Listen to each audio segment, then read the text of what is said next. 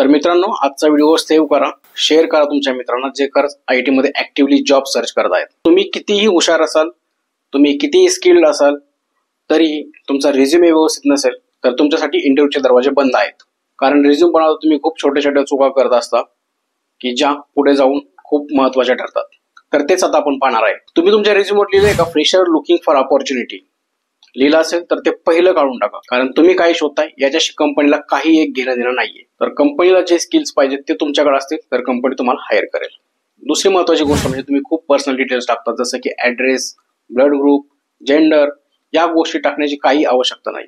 कंपनीमध्ये तुम्ही job application करताय, हॉस्पिटलला ऍडमिट होण्यासाठी नाही। तिसरी महत्त्वाची गोष्ट म्हणजे तुम्ही कुठलेही प्रोजेक्ट्स मेन्शन करत नाहीत। स्किल्समध्ये HTML, CSS, जावा, .NET, पायथॉन असं भरपूर काही लिहिलेलं असतं, पण प्रूफ काहीच नाही। चौथी महत्त्वाची गोष्ट म्हणजे तुम्ही प्रत्येक जॉबसाठी एकच रिझ्यूम पाठवता।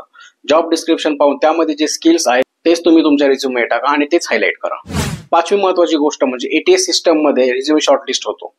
त्यामध्ये जर तुम्ही योग्य ते कीवर्ड्स वापरले असतील, जसं की जावा, HTML, CSS, जावास्क्रिप्ट। सहावी महत्त्वाची गोष्ट म्हणजे टेक स्टॅक साठी सेपरेट सेक्शन करा, ज्यामध्ये तुमचे स्किलची लिस्ट क्लिअर असेल। सातवी महत्त्वाची गोष्ट म्हणजे तुम्ही स्वतः केलेले 1 किंवा 2 प्रोजेक्ट्स रिझ्यूम मध्ये ऍड करा आणि त्याची गिटहबची लिंक द्या। आठवी महत्त्वाची गोष्ट म्हणजे स्पेलिंग आणि ग्रामर मिस्टेक अजिबात नकोय। एक मिस्टेक आणि इम्प्रेशन खराब। नववी महत्त्वाची गोष्ट म्हणजे रिझ्यूमचा फॉर्मॅट सिंपल, क्लीन आणि नीट असावा। बेफालतूचे ग्राफिक्स, फोटोज, कलर्स अजिबात यूज करू नका। आणि 10वी महत्त्वाची गोष्ट म्हणजे लिंक्डइन आणि गिटहबची लिंक तुमच्या रिझ्यूमवरती जरूर द्या, कारण आताचे रिक्रुटर्स ऑनलाईन प्रोफाईल चेक करतात। तर रिझ्यूमे हे तुमचं इंटरव्ह्यूसाठी एंट्री तिकीट आहे आणि तेच जर बोर असेल तर अजून तुमचं IT करिअर सुरूच झालं नाही समजा।